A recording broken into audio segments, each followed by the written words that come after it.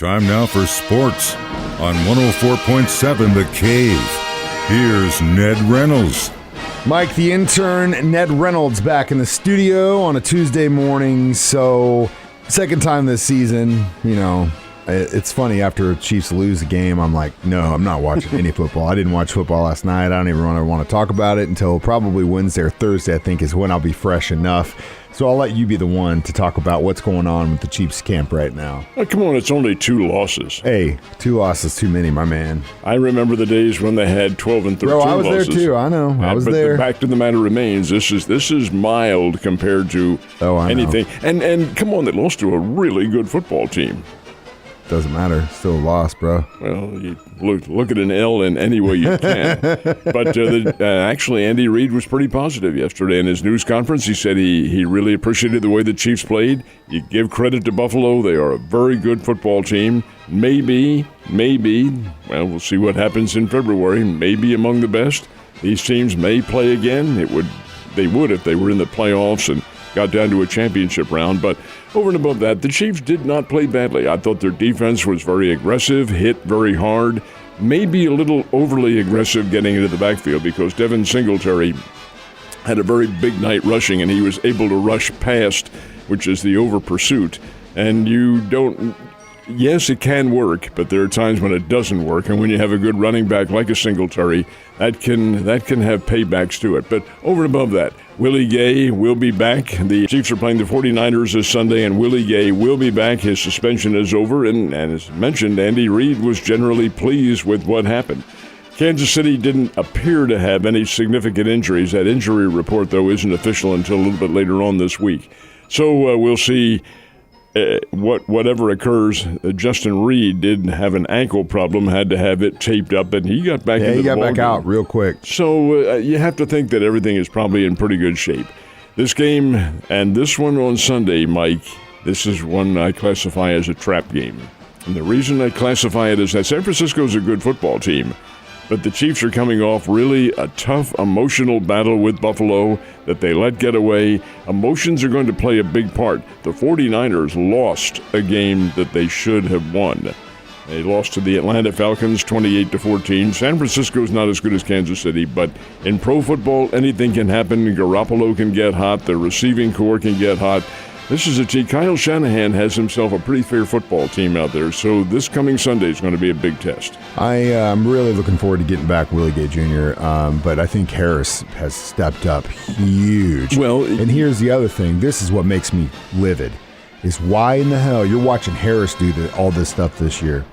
Why in the hell were they putting Sorensen in last year and not this kid? What the hell is going on? I mean, I know he's not a Chief anymore, but all the garbage stuff that happened with him last year, and they could have put this guy in who's just been handling business like crazy. You say that it's good to have Willie Gay back in there, and it is, but I don't think the Chiefs' defense needs any improvement. I thought they played very well, other than maybe some of the defensive calls that were made in which they called for pursuit or heavy pressure on the Buffalo Bills quarterback. But again, does San Francisco have that kind of a running attack? No, they don't, and that pressure may pay off this week. Buffalo was getting it out quick, and they had to. I will say, and I heard this probably 20 times in the post game on Sunday, which was, I'm really proud of these rookie D-backs for what they did, and they got experience against an incredibly team, and that's going to help us down the line. So if that's a positive we have to take from it, that's fine. Let's move on.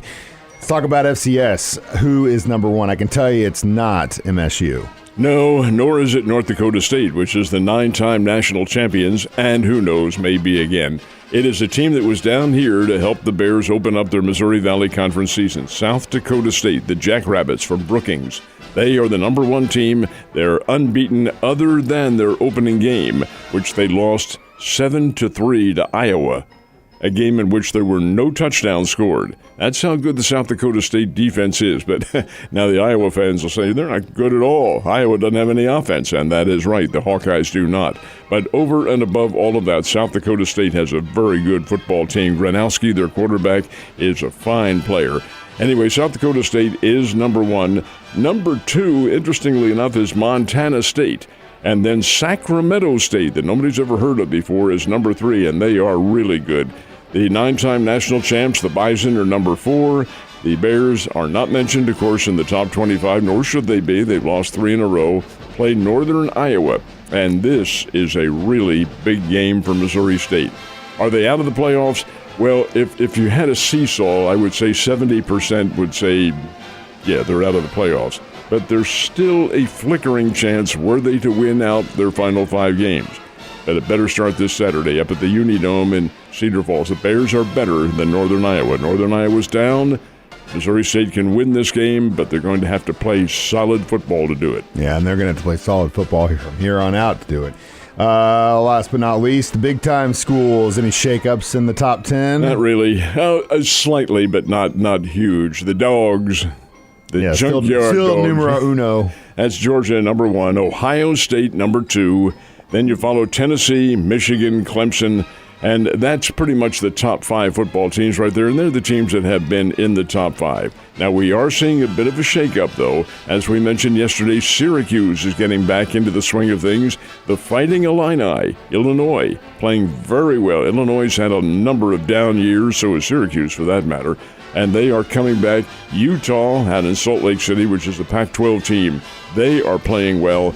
The tide is turning. You're seeing different teams in there who are competing at a top level. Alabama losing on Saturday, although it was a chancy loss. Tennessee is playing well. Tennessee has Georgia to play in a couple of weeks. That'll be a telltale contest. But over and above all that, it is a changing of the force in football, and we're seeing all that tide ebbing and flowing.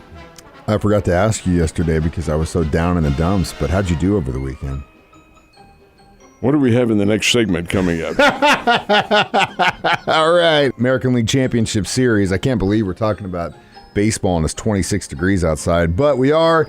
Who the Astros going to play? They don't know yet. The game at Yankee Stadium between the Yankees and the Guardians last night rained out. They will play it again, or try to anyway, this afternoon. When looking at this weather map, it's going to be quite cold in New York at Yankee Stadium. But, hey, that's what Major League Baseball has bargained for when the season has been extended the way it is. And again, this is a tiny little bit unusual because of the fragmented way the season began this year with all that nonsense. But it is still extended nonetheless, and the World Series is going to be in November. All right. Yankees and the Guardians rained out. So if they do play this afternoon, the winner of that one will play the Astros starting tomorrow night. So there is no night off other than the rain out last night. So the American League still undecided. Yankees will probably be slightly favored going into the game at Yankee Stadium, but we'll find out today.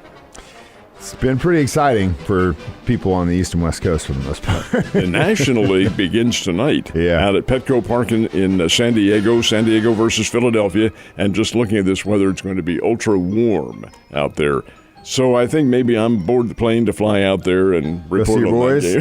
Hey, I'll get a GoFundMe started for that. Petco Park is probably one of the best ballparks I've ever been to ever in the country. It's just but that's San Diego, man.